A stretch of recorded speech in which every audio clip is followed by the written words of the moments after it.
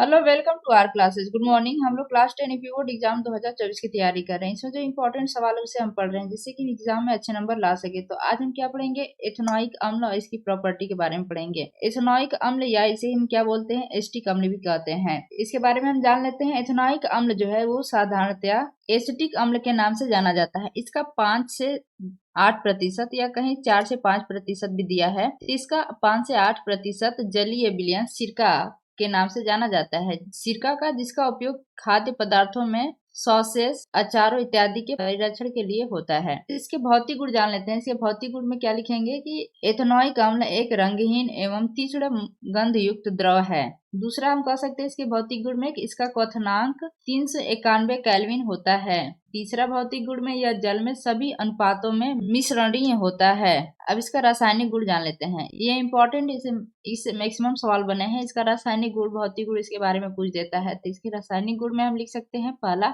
अम्लीय प्रकृति। एथेनॉइक अम्ल जो है ये सोडियम, मैग्नीशियम एवं एल्युमिनियम जैसी धातुओं से अभिक्रिया के फलस्वरूप संगत धातु एथेनॉइट एवं हाइड्रोजन प्रदान करता है। एसिटिक अम्ल जो है ये क्या होता है? अम्लीय प्रकृति का होता है। तो इसके रासायनिक गुण में इसका हम कि 2CH3COOH, ये CH3COOH क्या है? एसिटिक अम्ल है या इसे एथेनॉइक अम्ल कहते हैं। प्लस 2Na, ये सोडियम के साथ अभिक्रिया करके 2CH3CONA प्लस H2, ये लवण और हाइड्रोजन गैस प्रदान करता है। तो ये हाइड्रोजन गैस प्रदान करता है। इसका रासायनिक गुण में क्या है? एथेनॉइक अम्ल क्या है? ये अम्लीय प्रकृति का होता है। दूसरा हम कह सकते हैं कि क्षारों से अभिक्रिया, ये क्षारों से अभिक्रिया करके, तो हम लिख सकते हैं इसमें कि क्षारों बोले तो NaOH से अभिक्रिया करके यह लवण तथा जल बनाता है। तो यहाँ पे हम लिख सकते हैं CH3COOH एसिटिक अम्ल प्लस NaOH सोडियम हाइड्रोक्साइड से अभिक्रिया करके CH3CONA प्लस H2O। तो ये क्या है? लवण है, H2O जल है। तो इसे साबित हो जाता है एसिटिक अम्ल है या एथेनॉइक अम्ल है ये अम्लीय प्रकृति का होता है।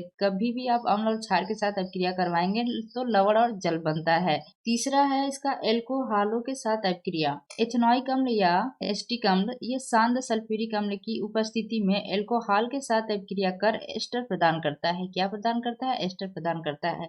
यहाँ पे है CH3COOH बोले तो एथेनॉइक अम्ल या एसिटिक अम्ल प्लस C2H5OH एथेनॉल के साथ अभिक्रिया करके CH3COO C2H5 plus H2O। CH3COO C2H5 ये क्या है? एथिल एथेनॉइड, इसे हम क्या बोलते हैं? एस्टर के नाम से भी जानते हैं।